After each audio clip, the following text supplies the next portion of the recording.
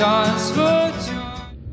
Welcome to Sensible Secondhand Reviews, the show where we look at practical and sensible cars that you can buy for a budget of between £1,000 and £5,000. This is a 2016 Kia Venga 1.6 automatic in the 3 trim. But is it any good? Should you care? Well, let's find out, shall we?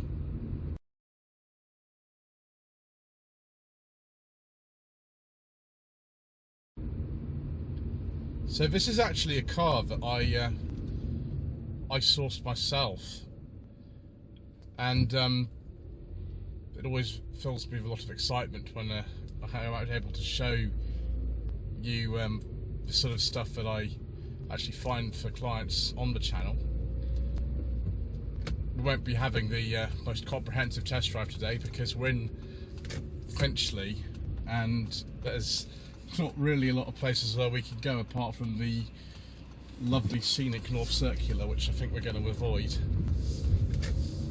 The Venga is a car that I've sourced multiple times for clients.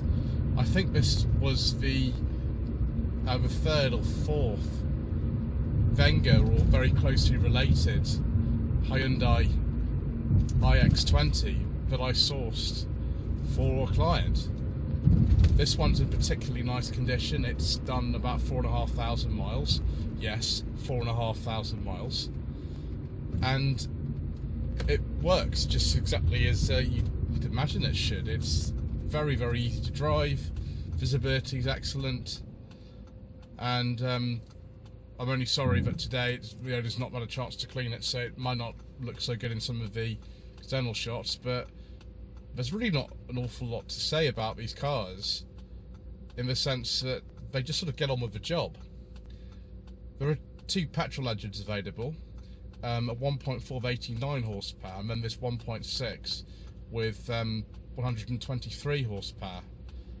But 1.6 is the one that you have to have if you want an automatic gearbox, and this is the later 6-speed automatic gearbox. The earlier ones had a 5-speed. That was changed in about the middle of 2015. This is a facelifted car, and they came in around, I think, January 2015 as well. There are a few facelifted 1.6 for the 4-speed auto that I have also driven, but I would recommend, if you want to go for an automatic, that you go for this 6-speed. There are also some diesels available, but as usual, due to controversial government legislation and all kinds of other reasons, particularly as we are about a mile from the ultra emission zone, we don't talk about diesels on this channel.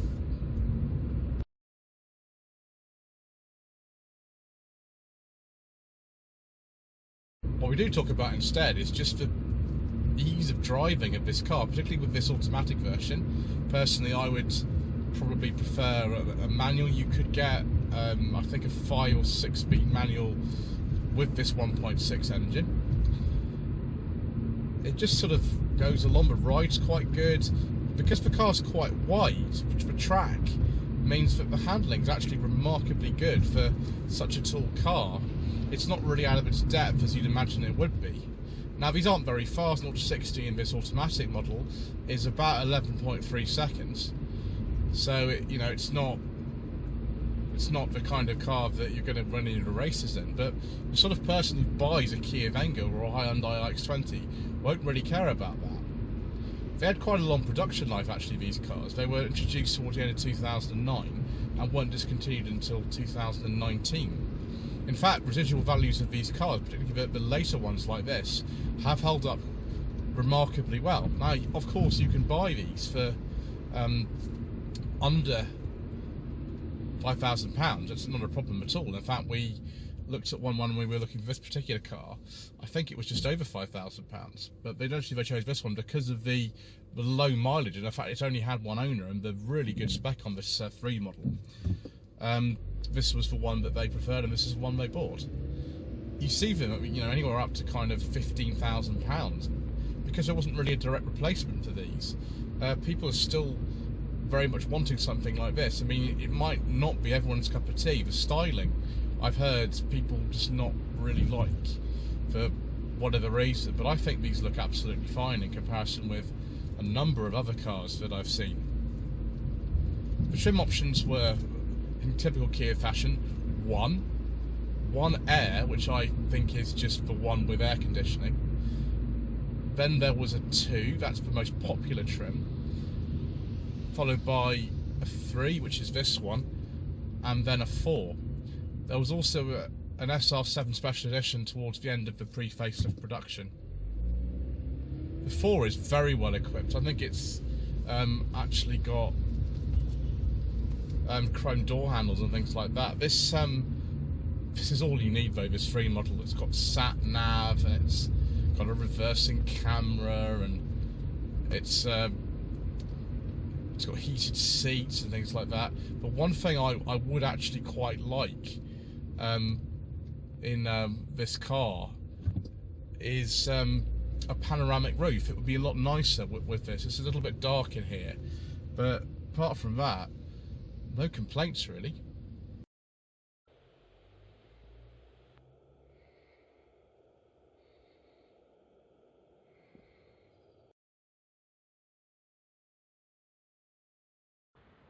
Apologies in advance for the wind noise viewers. I found a little quiet street here in Finchley to pull over. I think the car looks very smart in this particular colour. When I picked this up back towards I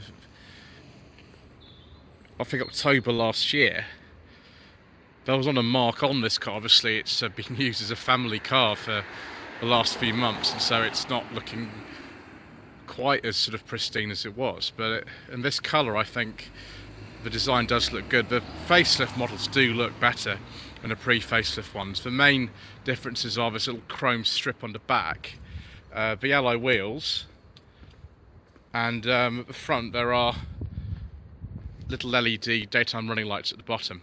I think the grille's slightly different as well. One of the main reasons you buy a car like this is the space. Now, the nearest thing that Kia have at the moment is the Stonic, and that doesn't have anywhere near the amount of boot space that this does. Just a normal boot opening, which is fine. This is an adjustable height floor, and below that there's actually this stowage compartment that you can put extra things in. You can see we've got a space of a spare wheel at the bottom, which is fantastic. So if you want to, you can drop the height of this boot floor, and then you release about 440 litres of space. So it's actually very practical. You can fit, I don't know, push chairs or whatever you need to in here. Take this floor out if you want. There's little tie down points in here. There's even a 12-volt socket in there for a little hoover if you want, and there's a little light there. Parcel shelves there. The other thing is, if you want to, you can slide the seats back and forth, and that actually creates even more room. Now, I've always found it really difficult to do this in an iX20 or a Venga, so I'm not probably going to be able to demonstrate it unless I see if I can do it with one hand. There we go. The handle's just here. I can never actually do that while sitting on it, so that might be a bit challenging. You can see we've got this very strange kind of patterned upholstery. It's a case on a lot of the 3-trim Vengas for some reason. I don't know why. Can't remember if this is Artico or real leather, but stepping inside is incredibly easy. Very, very easy. And, oh, even left a little bottle in there to demonstrate these little door bins. I mean, they're not the last words of luxury, these cars, and it's very durable plastic in here, and the quality is fine. It's a bit hard, but if you're buying a car like this, does that really matter? Got armrests for the front 2 seats there. Actually got an armrest in here as well. One thing we don't have is any cup holders with that, but it's okay. See, we've got the child seat in there. Matthew, who owns this car, has got 2 children, and that's nice and firm there, isn't it? Perfect demonstration of the sort of thing you'd be using this car for. electric windows in the back. I think all of these actually do come with electric rear windows, which is good.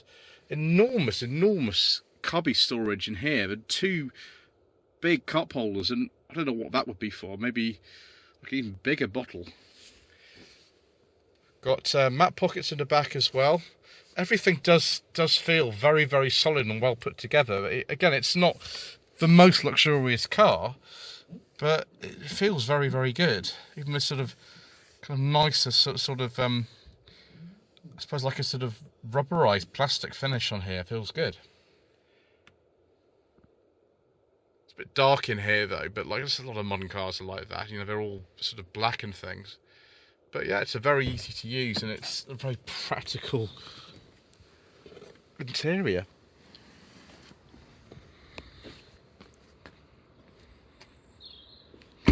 Even the alloy wheels are, just 16 inches on the car. That means ride is really good, and we're less likely as well with wheels like this to scuff them in urban situations. This car's got power folding mirrors,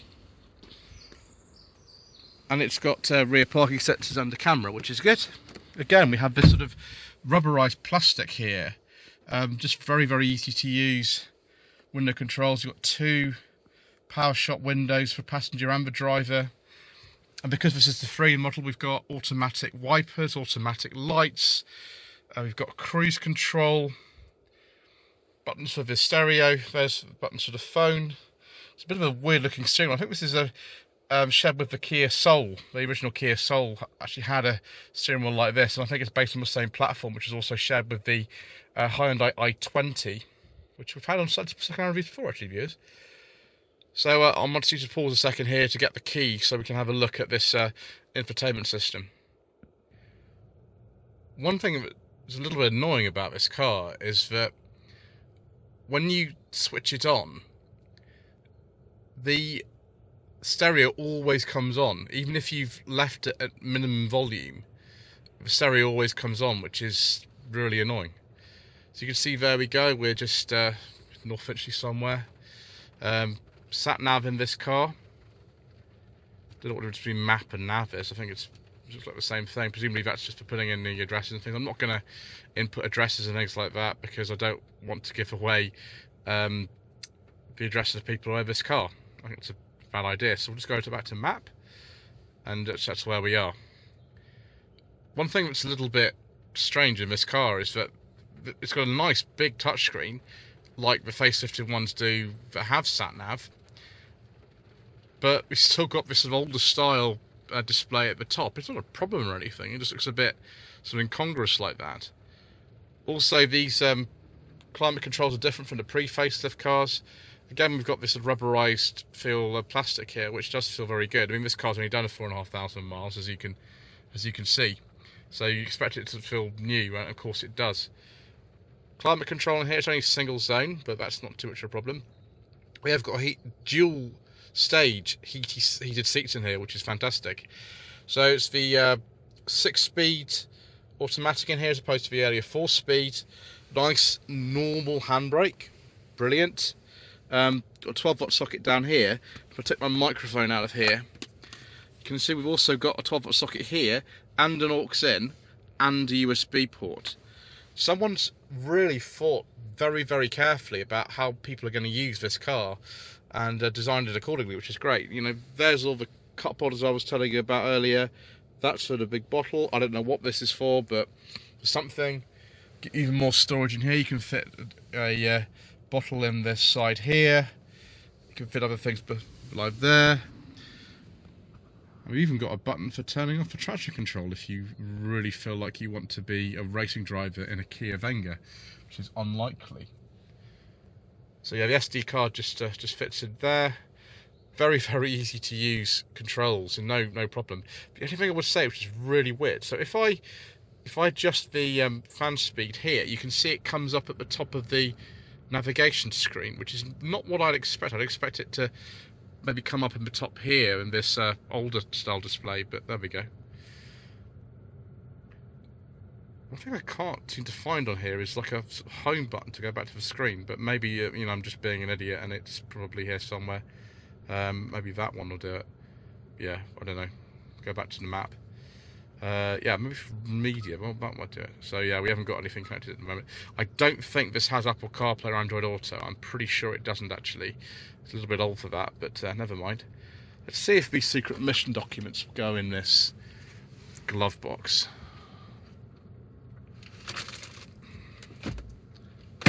Yes. Oh, yes. Viewers. Fantastic. Certainly, lots and lots of practicality points from me. And driving position is, well, it's very comfortable. It's very, very upright, and some people like that. But it's also comfortable. And Matthew Ender's car is a fair bit taller than me, so I have to pull the seat forward. I don't normally have to do that when I get into cars. But he's got plenty of room, and so have I. Right, let's have a look at the engine, shall we? As you can see, got little Hyundai logos and things like that here, and it's a shared engine between Kia and Hyundai. I think these cars were built in the Czech Republic and Slovakia. Both the iX20 and the Venga were built in the same factory, I think. This is a 1.6, I think we call it the Gamma engine. It's been used in lots of other Kias and Hyundais. It generates in this particular car 123 horsepower. It's a train-driven engine. They're not known for problems. Very occasionally they do have timing chains fail, but that is very often due to skip maintenance or not changing the oil and things like that. But generally, yeah, I've sort of sourced quite a few of these, and I haven't really heard of too many issues. I think there are electrical issues that have been reported with these. I think sometimes sort of minor build quality issues, but overall they're very, very good.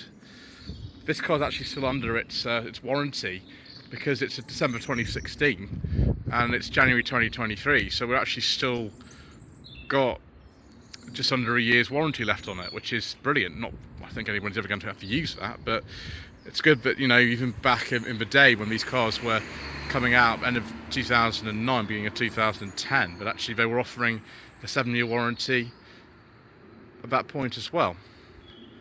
Right, I think it's time to go for another little spin.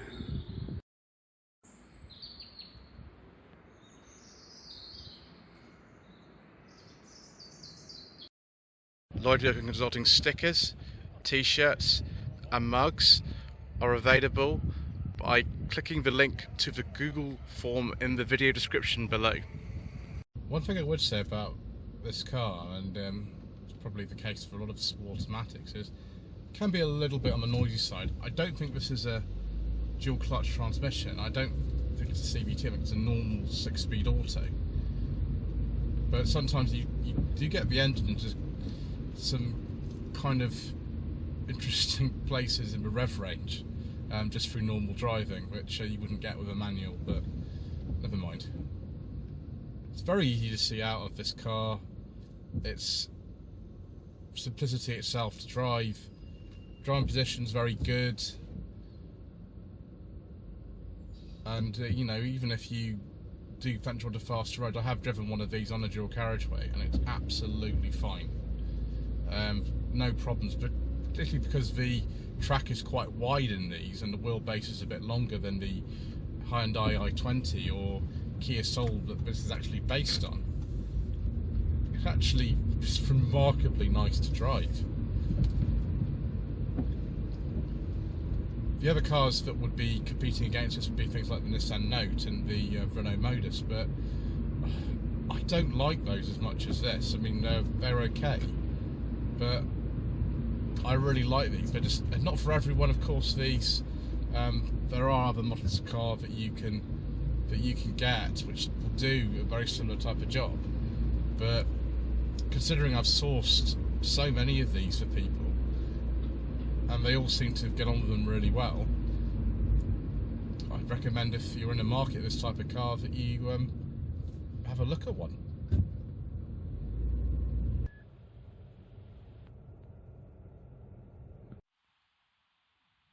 So viewers, the Kia Venga, is this a car that you should consider for your hard-earned budget of between £1,000 and £5,000, or possibly more if you want an example like this?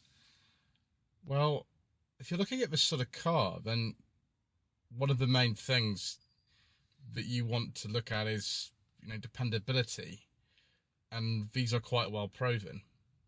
They're not without their flaws, but they tend to be very, very well liked by people who have them. They're also quite economical to run. This space on offer is amazing. They actually drive surprisingly nicely, and they're still in quite plentiful supply. This won't be for everyone though. I mean, the looks are, I think, quite divisive. The driving experience is not the most sporty, but really, does that matter if you want after this sort of car? Anyway, thank you ever so much indeed for watching this episode of Sensible Secondhand Reviews. Please don't forget to subscribe to the channel, like this video, leave a comment below, and we shall see you again soon for more reasonably priced and practical motoring.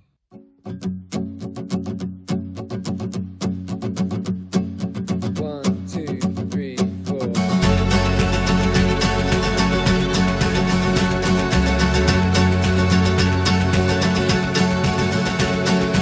Every blue day, every day with blue skies, and on every occasion that you do or don't smile. Every time you dance for joy.